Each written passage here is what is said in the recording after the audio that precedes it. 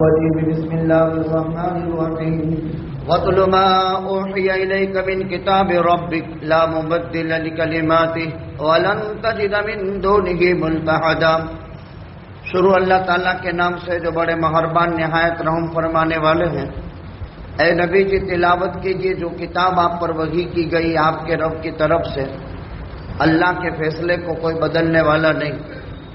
اور ہرگز ان رؤسائے مکہ کی بات میں آ کر ان کی اطاعت کرنے گئے تو اللہ کے علاوہ آپ کوئی پناہ کی جگہ نہ پاؤ گے۔ وَاصْبِرْ نَفْسَكَ مَعَ الَّذِينَ يَدْعُونَ رَبَّهُمْ بِالْغَدَاةِ وَالْعَشِيِّ يُرِيدُونَ وَجْهَهُ وَلَا تَعْدُ عَيْنَاكَ عَنْهُمْ تُرِيدُ زِينَةَ الْحَيَاةِ الدُّنْيَا وَلَا تُطِعْ مَنْ أَغْفَلْنَا قَلْبَهُ عَنْ ذِكْرِنَا وَاتَّبَعَ هَوَاهُ وَكَانَ أَمْرُهُ فُرُطًا۔ اے نبی جی آپ اپنے آپ کو مقید کیجیے ان لوگوں کے ساتھ جو اپنے رب کو صبح و شام پکارتے ہیں، اللہ کی خوشنودی چاہتے ہیں۔ آپ اپنی نظریں ان سے نہ ہٹائیے، آپ اپنی توجہ کو ان سے نہ پھیریے۔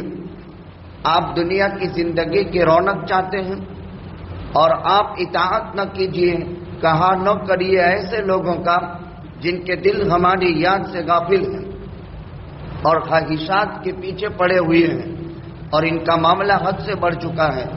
وَقُلِ الْحَقُّ مِن رَّبِّكُمْ فَمَن شَاءَ فَلْيُؤْمِنْ وَمَن شَاءَ فَلْيَكْفُرْ إِنَّا أَعْتَدْنَا لِلظَّالِمِينَ نَارًا أَحَاطَ بِهِمْ سُرَادِقُهَا وَإِن يَسْتَغِيثُوا يُغَاثُوا بِمَاءٍ كَالْمُهْلِ يَشْوِي الْوُجُوهَ بِئْسَ الشَّرَابُ وَسَاءَتْ مُرْتَفَقًا۔ آپ کہیے حق تمہارے پروردگار کی طرف سے ثابت ہو کر کے آ گیا، جو چاہے ایمان لے آئے اور جو چاہے کفر کرے۔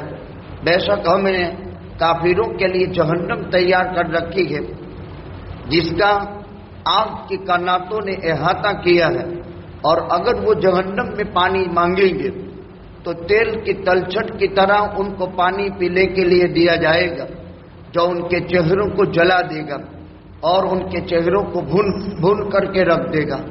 بہت برا پینا ہے اور جہنم بہت برا ٹھکانہ ہے۔ ان الذين امنوا وعملوا الصالحات انا لا نضيع اجر من احسن عملا۔ بے شک جو لوگ ایمان لائے اور جنہوں نے نیک کام کیے، ہم ان میں سے نیک کام کرنے والوں کے ثواب کو بیکار نہیں کرتے۔ اولئک لهم جنات عدن تجری من تحتهم الانہار یحلون فیہا من اساور من ذهب ویلبسون ثیابا خضرا من سندس واستبرق متکئین فیہا علی الارائک نعم الثواب وحسنت مرتفقا۔ یہی وہ لوگ ہیں، ان کے لیے ایسے باغات ہوں گے جس کے نیچے سے نہریں جاری ہوگی، چین کے باغات ہوں گے، ہمیشہ رہنے کے باغات ہوں گے جس میں نہریں جاری ہوگی، وہ اس میں سونے کے کنگن پہنائے جائیں گے اور سبز اور دبیز اور باریک ریشم کا لباس پہنائے جائیں گے، اور وہ جنت میں مسیریوں پر ٹیک لگائے ہوئے ہوں گے۔ کیا ہی اچھا سیلا ہے اور کیا ہی اچھا ٹھکانہ ہے جنت۔ اللہ تعالیٰ نے اپنے پیغمبر صلی اللہ علیہ وسلم سے واقعہ اصحاب الکہف کے بعد قرآنی ہدایت فرمائی۔ اے نبی جی جو قرآن آپ کو دیا گیا آپ اس کو پڑھ کر کے لوگوں کو دین کی دعوت دیجیے۔ سرکش، متمرد، رؤسا اور مالدار مکہ کے مشرک ایمان نہیں لے آتے ہیں، آپ زیادہ فکر نہ کیجیے، ان کی قسمت میں اگر ہوگا تو وہ ایمان لے آئیں گے۔ آپ کی چاہت یہ ہے اگر یہ بڑے لوگ ایمان لے آئے تو ان کی وجہ سے چھوٹوں کا ایمان لانا آسان ہو جائے گا۔ بات ایسی نہیں ہے۔ آپ اللہ کی کتاب کے ذریعے سے لوگوں کو دعوت دیجیے۔ جن کی قسمت میں اللہ نے ہدایت لکھ دی ہے وہ ہدایت یافتہ ہوں گے، اللہ کے فیصلے کو کوئی بدل نہیں سکتا، اور ان رؤسائے مکہ کے ایمان لانے سے کوئی فائدہ نہیں ہوگا۔ اور اگر آپ نے ان کی خوشنودی چاہی اور ان فقراء مہاجرین صحابہ کرام کے ساتھ بے توجہی برتی تو پھر آپ کو اللہ سے کوئی پناہ کی جگہ نہیں ملے گی۔ پھر اللہ تعالیٰ نے اپنے پیغمبر سے فرمایا کہ دیکھو ان فقراء مہاجرین صحابہ، ان غریب اور پردیسی پراگندہ مسلمانوں کے ساتھ آپ اپنے آپ کو مقید کیجئے، یعنی ان سے وابستہ رہیے، ان کو اپنے قریب کیجئے جیسا کہ وہ آپ سے قریب ہے، آپ ان سے مشورہ لیتے رہیں، آپ ان کی دلجوئی کرتے رہیں اور آپ ان کے ساتھ تعلقات کو بڑھائیے۔ چند واقعات ہوئے تھے جو اس آیت کو سمجھنے میں مددگار ہے۔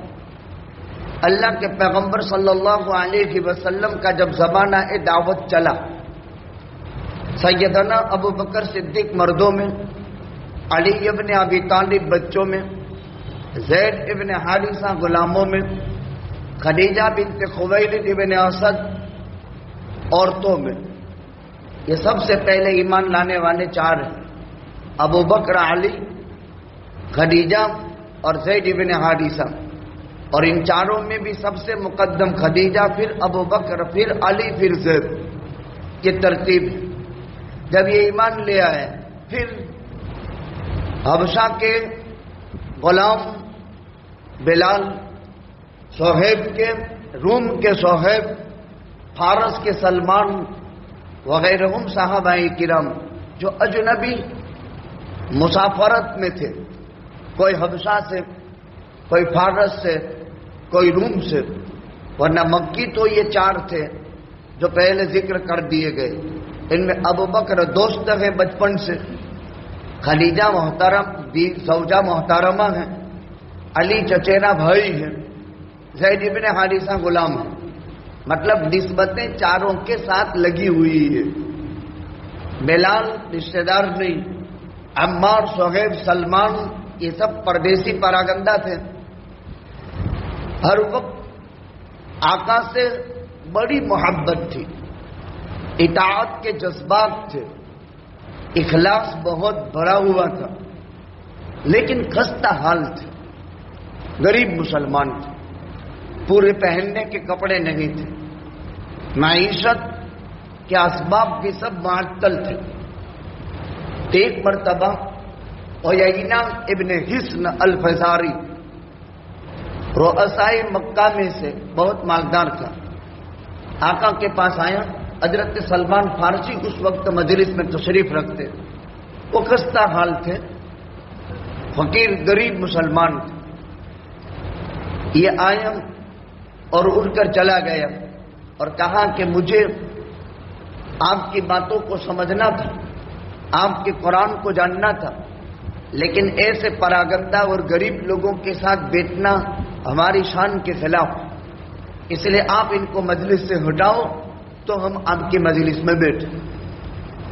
دوسرا شان نزول واقعہ امیہ ابن خلف جمحی، جو مشرکین مکہ کا سرگنا تھا اور بہت سخت دشمن اسلام تھا، آقا کو کہلا بھیجا آقا کی خدمت میں، کہا یہ غربا اور فقراء مساکین ہر وقت آپ کے پاس پڑے رہتے ہیں، ان کے ساتھ نشست و برخاست میں ہم کو شرم محسوس ہوتی ہے، ان کو آپ مجلس سے علیحدہ کر دو تو ہم آپ کے ساتھ مجلس کے اندر بیٹھے۔ اب اللہ کے پیغمبر صلی اللہ علیہ وسلم کے دل میں ایک داعیہ پیدا ہوا کہ یہ درخواست جن کی طرف سے آئی ہے وہ سب رؤسائے مکہ ہیں، اگر یہ لوگ اسلام لے آئیں گے تو بہت بڑا جتھا اسلام کو نصیب ہوگا اور ان کی وجہ سے اسلام اور مسلمانوں کو تقویت نصیب ہوگی۔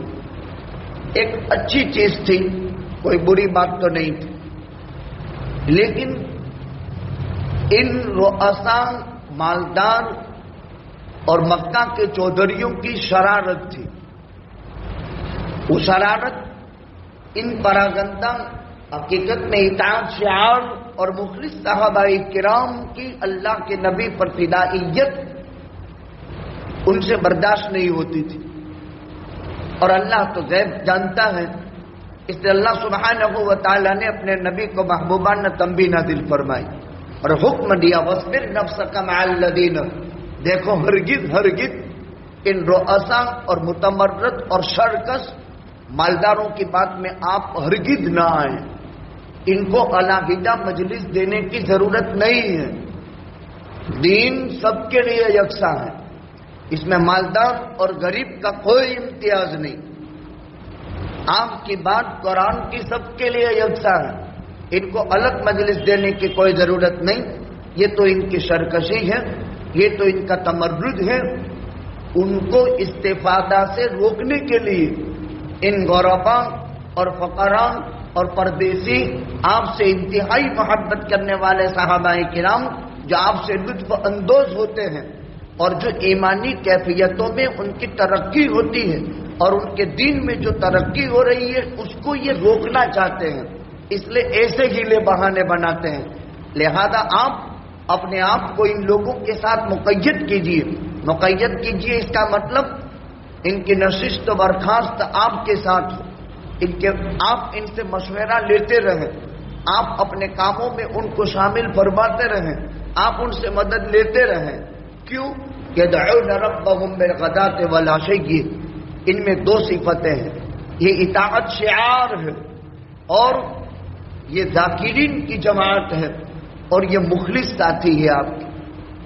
ہمیشہ جو کسی سے اخلاص کے ساتھ تعلق رکھتا ہو اس کو ہمیشہ نبھانا چاہیے.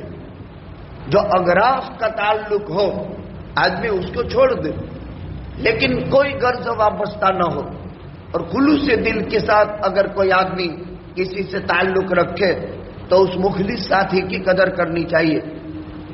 اور اطاعت شعار لوگوں کی قدر کرنی چاہیے جو بات مانتے ہیں. لہذا اطاعت شعار بھی ہیں، یہ مخلص بھی ہیں، اللہ سے لگے رہتے ہیں. ان لوگوں کو دنیا سے کوئی مطلب نہیں ہے، یہ لوگ آخرت کے چاہنے والے ہیں. لہذا ان کی مخصوص صفات کی لاج رکھتے ہوئے آپ اپنی مجلس سے ان کو الگ نہ کیجیے. اور وہ لوگ ان میں دو خرابی ہیں، ان کے دل ہماری یاد سے غافل ہیں، وہ خواہشات کے پیکر ہیں اور یہ دو خرابی بہت خطرناک ہے. ان سے کبھی نفع کی توقع نہیں. جو آدمی خواہش پرست ہو اور جو آدمی اغراض پرست ہو اور اللہ سے جو آدمی غفلت برتے وہ کبھی بھی اپنے مقصد میں کامیاب نہیں ہو سکتا ہے.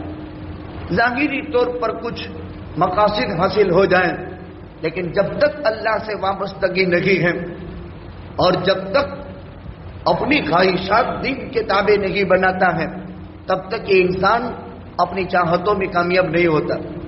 تو ناکامی کے دو خطرناک چیزیں ہیں، اسباب ہیں. ایک خواہش کے پیچھے چلنا اور دوسرے نمبر میں اللہ سے غفلت برتنا. اللہ سے غفلت کیسے ہوگی؟ رمضان ہے روزہ نہیں رکھتا، غافل ہے. اذان ہو گئی نماز میں نہیں آتا، غافل ہے. متوجہ کیا ہدایت نہیں پاتا، غافل ہے. دین اور اصول دین اس کی طرف آدمی کی توجہ کا نہ ہونا یہ دل کی غفلت ہے. مسلمان ہے، اچھا خاصا چہرہ ہے، اسلامی سنت لباس ہے، لیکن دل میں غفلت ہے. غفلت والا دل بہت خطرناک ہے اور بہت تک اگر غفلت رہی تو اس کے ایمان کا خطرہ ہے اور اس کی موت بے ایمانی میں آتی ہے. اس لیے غفلت والے دل کی اصلاح کے لیے انسان جماعت میں جاتا ہے، انسان عالم کی صحبت میں بیٹھتا ہے، انسان خانقاہ میں جا کر کے ذکر کرتا ہے. ذکر سے غفلت دور ہوتی ہے، اندر کا میل ختم ہوتا ہے. جہاں غفلت نظر آئے تو فوراً اصلاح کرنی چاہیے. آدمی اسی لیے جب ماحول سے دور ہوتا ہے تو محنت کر کے سمجھا کر 3 دن میں 40 دن میں 4 مہینے میں پھر استاد کا شاگرد بچھڑ جاتا ہے تو اس استاد اس کو بلا کر کے سمجھاتا ہے، واپس لائن پر لاتا ہے. شیخ سے جو مرید بچھڑ جاتا ہے، ذکر چھوٹ گیا، شغل چھوٹ گیا، استحضار چھوٹ گیا، پھر دھیرے دھیرے نمازیں بھی چلی جاتی ہے. پہلے آدمی نوافل چھوڑتا ہے، پھر سنت چھوٹتی ہے، پھر واجب چھوٹتا ہے، پھر فرض چھوٹتا ہے. اکثر لوگ صرف فرض پڑھ لیتے ہیں، یہ اللہ کے یہاں قبول نہیں ہوتے. فرائض کی قبولیت کے لیے سنن ضروری ہے، اور سنن اور نوافل کی قبولیت کے لیے مستحبات ضروری ہے. اور مستحبات آداب کا نام ہے جو اسلام ایک ضابطے کا قانون ہے. وَقُلِ الْحَقُّ مِن رَبِّكُمْ، اللہ فرماتے دیکھو حق تمہارے رب کی طرف سے واضح ہو کر آ گیا، یعنی قرآن، آپ کی دعوت. اب جو چاہے ایمان لے آئے، جو چاہے کفر کرے. کیا مطلب کفر کی چھٹی ہے؟ اللہ اجازت دیتا ہے؟ نہیں. اِنَّا أَعْتَدْنَا لِلظَّالِمِينَ نَارًا أَحَاطَ بِهِمْ سُرَادِقُهَا سے دھمکی دے رہا ہے. اس کو قرآن کا اسلوب کہا جاتا ہے. اقتضاء النفس کا تقاضا یہ ہے، کفر کی چھٹی نہیں ہے، بلکہ اللہ تعالیٰ نے دنیا میں اختیار دیا ہے. ایک ہدایت کا راستہ ہے، ایک گمراہی کا راستہ ہے. ایک جنت کی طرف جاتا ہے، ایک جہنم کی طرف جاتا ہے. دلائل سے دونوں راہیں واضح ہو چکی ہے. اب اختیار آدمی کا ہے، لیکن آگے دھمکی دی، اگر کافر بن جاؤ گے، ناشکرے بنو گے، شرک کرو گے، معصیت کی زندگی گزارو گے، جہنم میں جاؤ گے. ہم نے ظالموں کے لیے جہنم تیار کر رکھی. اس کی ہولناکی خدا بیان کرتا ہے. جس جہنم کے احاطے اور اس کے پردے کی جو دیواریں بنائی گئی ہے وہ آگ کی ہے. آگ کی حفاظت کے لیے جو دیواریں بنائی گئی ہیں وہ آگ کی ہے. یعنی کتنی تپش. خود جہنم کی آگ دنیا کی آگ سے 70 گنا تیز. اور جہاں یہ آگ یعنی جہنم محفوظ کی گئی ہے، اس کی دیواریں کناتیں وہ بھی آگ کی ہے. تو کتنی خطرناک ہوگی. اور جہنمی جہنم میں پانی مانگے گا.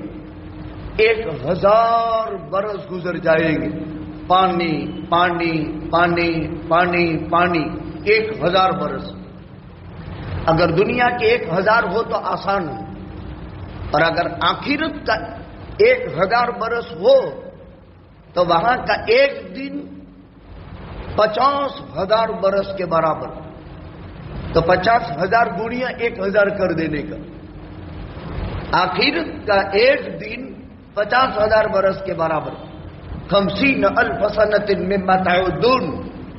اور اگر دنیا کا مراد ہو 1000 دن تک کافر مشرک کتنے خوش عیش ہے، کتنا لال پیلا ہے، لیکن کوئی فائدہ نہیں. آخرت کی خطرناک جہنم خدا نے ان کے لیے تیار کر رکھی ہے. وہاں پانی مانگیں گے 1000 برس تک. 1000 برس کے بعد اللہ فرمائیں گے کیا ہے؟ پھر 1000 برس تک. پھر 1000 برس کے بعد توجہ ہوگی. پھر 1000 برس گزرے گے. پھر 1000 برس کے بعد اللہ توجہ کرے گا. 3000 برس پورے ہونے پر اللہ فرمائے گا اکسؤوا فیہا ولا تکلمون. خبردار یہاں بدحال پڑے رہو اور آج کے بعد زبان مت کھولنا. اس کو اللہ کا غضب کہتے ہیں. 3000 برس گزرنے پر جواب یہ ملے گا اکسؤوا فیہا ولا تکلمون. خبردار زبان مت کھولنا، پڑے رہو. یہ حال کافر کا ہوگا جہنم میں. الحمدللہ ثم الحمدللہ اللہ نے ہمیں ایمان دیا. کفر کتنا ہی زور آور ہو کوئی فائدہ نہیں. پھر پانی دیا جائے گا یغاث بماء. تو کیسا؟ تیل کڑے میں ڈال کر کے جیسے کوئی چیز بنائی جاتی ہے تو تیل ایک دم ہانڈی کے اندر اکڑایا جاتا ہے.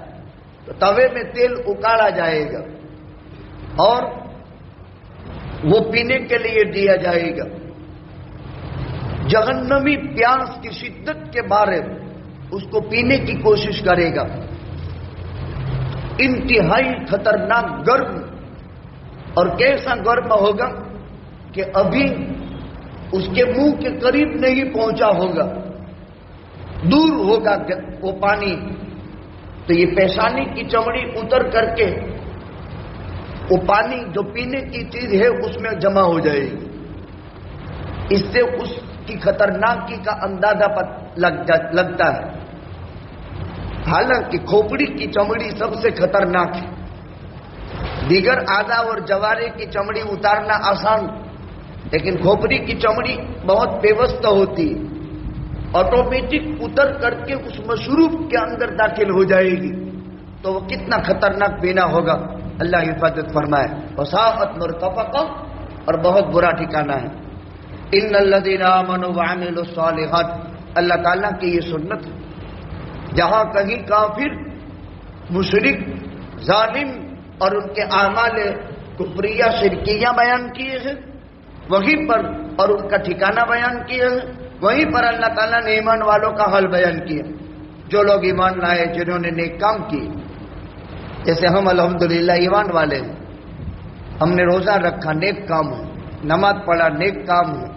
صدقہ خیرات کرتے ہیں، نیک کام ہے. صلہ رحمی کرتے ہیں، نیک کام ہے. حسن سلوکی کرتے ہیں، نیک کام ہے. لا نضیع اجر من احسن عملا، اللہ تعالیٰ کسی کے عمل کا ثواب بیکار نہیں کرتا ہے. اور کیسا؟ ایک مرتبہ پڑھا سبحان اللہ، جنت میں ایک درخت تیار ہو گیا. ایک مرتبہ پڑھا الحمدللہ، جنت میں ایک درخت تیار ہو گیا. سبحان اللہ والحمد للہ تملأ او تملأان ما بین السماء والارض. ایک مرتبہ پڑھا سبحان اللہ، زمین سے لے کر آسمان تک کی ساری جگہ اللہ تعالیٰ ثواب سے بھر دیتے ہیں. تملأ او تملأان ما بین السماء والارض. سبحان اللہ پڑھا یا سبحان اللہ والحمد للہ ہی پڑھا، ایک کلمہ یا دو کلمے کتنا وزن رکھتا ہے؟ آسمان سے زمین تک کی خالی جگہ کو ثواب سے بھر دیا جاتا ہے. تملأ او تملأان ما بین السماء والارض. اور آسمان زمین کے درمیان میں خالی جگہ 500 برس کی مسافت کے برابر بڑی ہے. یہ مسلمان کی تسبیح کی قیمت ہے.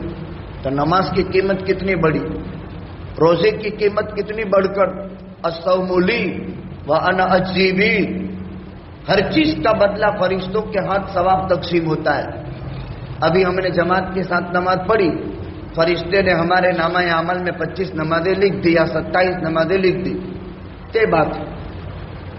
لیکن روزہ پورا ہوتا ہے تو اللہ خود ثواب لکھتا ہے، اور اللہ کا لکھنا انسان کے تصور سے باہر ہے. وہ کوئی کیلکولیٹ میں نہیں آ سکتا. یا اللہ کی ذات خود بدلہ بن جاتی ہے. کوئی معمولی عمل ہے، بہت بڑا عمل ہے. آدمی کس وقت چھوڑتا ہے؟ جب اس کے دل میں عظمت نہ ہو، یا اس نے اس کی قدر کو پہچانا نہ ہو. بہت بڑا عمل ہے، بہت بڑا عمل. لخلوف فم الصائم اطیب عند اللہ من ریح المسک. اس کے منہ کی بو اللہ کے یہاں مسک سے زیادہ پسندیدہ ہے، اور اللہ خود اپنے ہاتھ سے اس کا ثواب تقسیم کرتا ہے. کتنا بڑا عمل ہے. اولئک لہم جنات عدن. کیا ملے گا؟ یہ بھوکے رہنے پر کیا ملے گا؟ یہ مال اللہ کے راستے میں لٹانے پر کیا ملے گا؟ انسان بڑی محنت سے سرمایہ جمع کرتا ہے. ہول سیلر والے ویپاری کے پاس کبھی گھنٹہ بیٹھنا، آپ کو یوں لگے گا کہ یہ کتنا توتیا ہے. خالی 25 پیسے کے لیے گھنٹے مگج ماری کرتا ہے، جو کہ دھندا 25 پیسے پر ہوتا ہے. بڑے بڑے جو بزنس مین ہوتے ہیں، پیسوں پر دھندے ہوتے ہیں، خالی 5-25 پیسے پر نفع کا گاڑا ہوتا ہے. باقی آج مارکیٹ اوپن ہے. اب انسان کتنی محنت سے کماتا ہے، دماغ پاشی کر کے مگج دہی کا ہو جاتا ہے. اتنی بڑی محنت کے بعد پھر اس سے مال سے محبت آدمی کو پیدا ہوتی ہے، اس لیے کہ بہت مشقت سے کمایا ہے. بہت محنت سے جب آدمی کماتا ہے تو اس کی قدر ہوتی ہے اور اس کو ضائع نہیں ہونے دیتے. اور جو باپ دادے سے میراث میں ملا ہے، اس نے کمر واقعی کی نہیں ہے، اور کبھی گرمی کھائی نہیں ہے، اور کبھی بارش کی تپش محسوس نہیں کی ہے، اڑائے گا. اس جس من میں آئے اس میں اڑا دے، کیونکہ اس کی محنت نہیں لگی، اس پر اس کی قربانی نہیں لگی. اور جس پر قربانی لگتی ہے اس کی آدمی قدر کرتا ہے. بہت قیمتی دولت ہے، اس کا 2.5% اللہ کے لیے، اللہ کی خوشنودی کے لیے دیتا ہے. اس کا 10% دیتا ہے، اس کا 20% دیتا ہے، اپنا محبوب ترین مال ہے۔ غیر مسلمین میں دان کا رواج نہیں، وہ تو کروڑوں میں کوئی، اور وہ بھی کوئی مادی منفعت کے پیش نظر۔ جو رواج اسلام میں ہے وہ کسی مذہب میں نہیں۔ کیا ملے گا؟ جنات عدن، چین کے باغات ملے گے، اس کے بعد کبھی قلق نہیں۔ جنات عدن، ہمیشہ ہمیشہ رہنے کے باغات ملیں گے جس سے کوئی نکالنے والا نہیں۔ تجری من تحتہم الانہار، اور ہر جنتی کے محل کے نیچے سے 4 نہریں جاری ہوگی۔ انہار من لبن لم یتغیر طعمہ وانہار من ماء غیر آسن وانہار من لبن لذۃ للشاربین وانہار من خمر وانہار من لبن لم یتغیر طعمہ۔ 4 نہریں، ایک دودھ کی، ایک شہد کی، ایک شراب کی، ایک پانی کی۔ دودھ اس کا کبھی لم یتغیر طعمہ، اس کا ذائقہ کبھی خراب نہیں ہوگا۔ دودھ میں ذائقہ جلدی خراب ہو جاتا ہے، جانور کے تھن سے جدا ہونے کے بعد کچھ گھنٹے رہ گیا، اگر گرم نہیں کیا تو استعمال کے قابل نہیں، لیکن وہ ابد الآباد اس کی نہر میں، اس دودھ میں کوئی تغیر پیدا نہیں ہوگا۔ وہاں کا پانی اس میں سیواڑ نہیں ہوگا، یہاں پورے پڑ جاتے ہیں، پورے۔ فلٹر والے آرو کے ٹانکی میں بھی پورے پڑ جاتے ہیں، وہاں تو پورے نہیں پڑیں گے، سیواڑ نہیں ہوگا۔ اور شراب،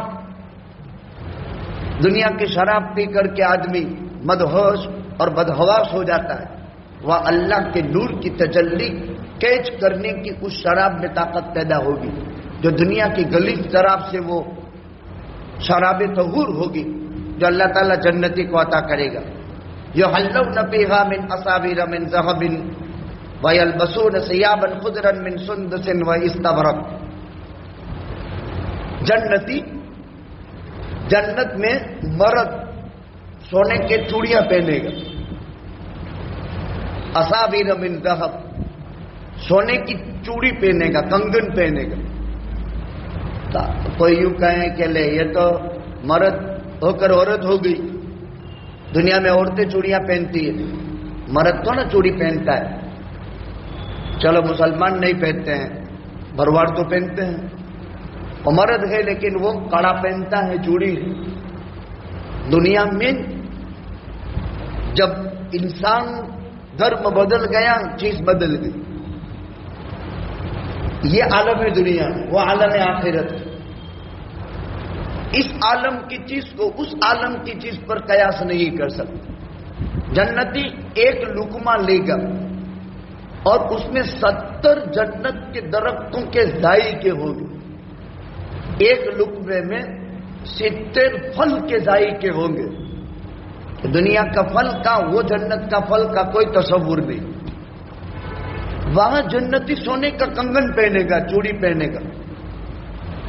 کیوں؟ عالم بدل گیا، لہذا چیز بدل گئی۔ اس طرح جہاں ماحول بدل جاتا ہے تو چیز بدل جاتی ہے۔ وہ تو جنت کا ماحول ہے، یہ دنیا کا ماحول ہے۔ اب وہ جنتی مرد تقریباً 72,000 حوروں کی طاقت رکھے گا۔ وہ جنتی مرد 70,000 غلام ہوں گے اس کے، 72,000 حوریں ہوگی، اور سب پر وہ طواف بھی کرے گا۔ 33 برس کا جوان یوسف کا حسن، محمد الرسول اللہ صلی اللہ علیہ وسلم کا جمال، ابراہیم کا خلت اور موسیٰ کا کلام،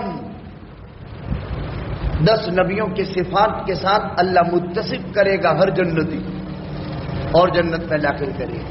لہذا وہاں سونے کے کنگن پہنائے جائیں گے، اور جنت کے اندر موٹے اور باریک ریشم پہنائے جائیں گے۔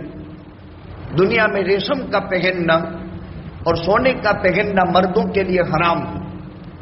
کچھ لوگ سونے کی چین پہنتے ہیں، یہ حرام ہے۔